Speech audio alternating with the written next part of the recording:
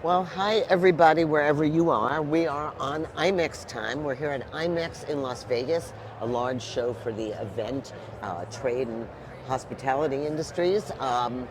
But beyond it all, behind it all is tech, and tech is what drives the virtual events group. So we're talking to every techie we can get our arms on and asking them what they're doing to help propel this industry forward. And right now, I want to introduce you to Brandon Vail from SmartConnX.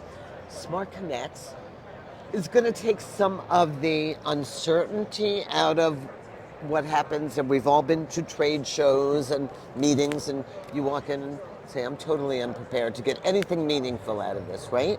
Absolutely. And that's where Brandon comes in. So Yeah. tell us how you're going to harness us and Yeah. put us Harnessing on that the track. serendipity, I think that's the phrase. Yeah. Being in event tech, there's just a lot of opportunity to help automate, make tech simple, and to look at the different roles that are involved in having and executing a trade show. So you've got the organizer and all that team, all the exhibitors, you've got the attendees, and then the speakers and all of that. So who do you go after? I'm personally invested in the exhibitors and that experience. So, and as I look at it, what I'm seeing, and I'm continuing to test this assertion that it's very much like 80% that serendipity and 20% scheduling meetings in advance and that kind of thing.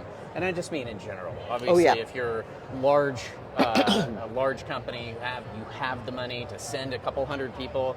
You've got a huge sales team that can help schedule those meetings.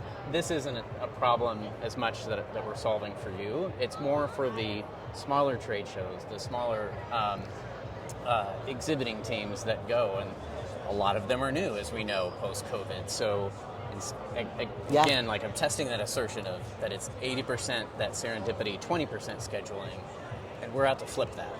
Yep. How do we get you the tools that you need simply so you know who your best prospects are, which events you're going to, so you're inviting your best prospects, and that way you can have that in-person magic time with your top prospects, get them the hottest lead and hand them back to sales marketing. So we do that connection from your CRM, working with the organizer, figuring out Looking at the world of not. events at large. Exactly.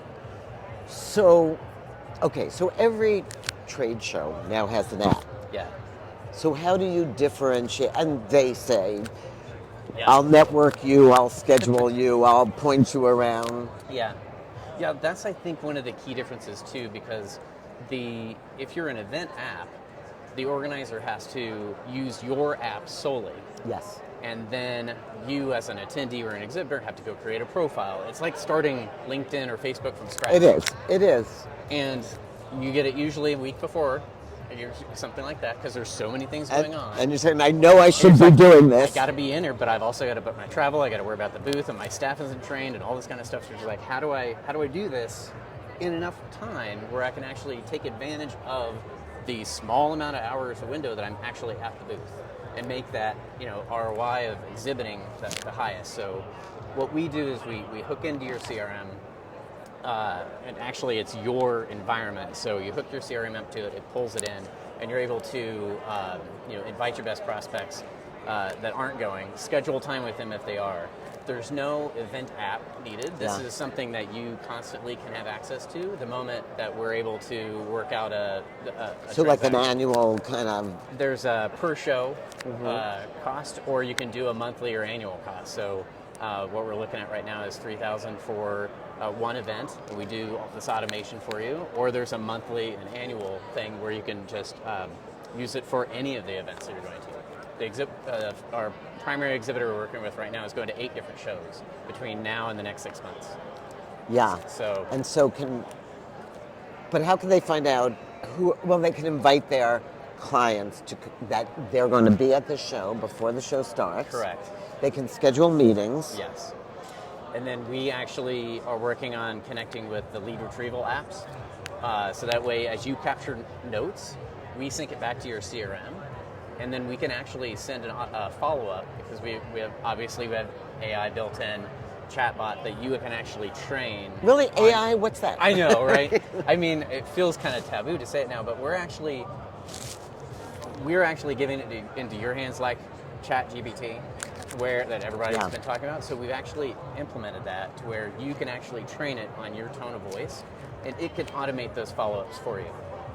That's very cool. So I think So- those are the two key pieces: is inviting the right people and then automating the follow-ups. So talk to me a minute about lead retrieval. We're at a show, we know who's there, Yeah. but I have clearly said to them, I don't want my information just shared willy-nilly. Yeah, agreed. So you work with each. Yeah, as we do integrations with lead retrieval apps, that integration would pay attention to whether you want to share your info with exhibitors that Yeah. scan your badge or not. Yeah. We're not giving exhibitors the full attendee list. We're just, as an exhibitor, I have my prospects, and we're just saying, are those prospects coming or not? Right. Company level. So that way Right. we can start to work And on the- how to And the connect with follow-up person. is huge because you're right. You Yeah. come home from a trade show, what do you have? Yeah. 4,000, which used to have 4,000 business cards Absolutely. and no plan. You know, if you were really smart, you wrote a note on the back that you couldn't remember when you got home. True. Absolutely. So this idea of following up is And you can use that or not. Again, larger companies, would have that integration where the lead goes in, and then I've got a marketing person or a salesperson, responding. But again, for the smaller to medium size, like exhibiting teams, that's where it syncs right back to your CRM, and then your own processes can take over from there. yeah. So it's really important that your CRM is as good as it can get. And these are like pain yes. points. Or if you don't use a CRM, if you're that small, then that's something that this can be Yeah. helpful for. But we're not trying to be a CRM. We're not trying to be a lead retrieval app. We're not trying to be anything other than make your own system smarter. It's a really intriguing idea that actually seems to be playing out well for you. And I think we talked about this before we started to run the tape, but it really is, David Adler calls it harnessing serendipity. Yeah. There are always serendipity moments at every show, Absolutely. like this one we're Yeah. having right now. Right. But we can harness that a little bit so that there's some follow-up and I agree. action. And you always want to save room for that serendipity, and I would never try to take that away because it's one of the best parts about being here is who you're going to run into. But getting it to where we're not relying on that for the ROI of actually exhibiting and getting all that investment. So, SmartConnX, thank you so much for stopping by. Thank you so much. And we'll see you again. yeah, very great to meet you. Pleasure.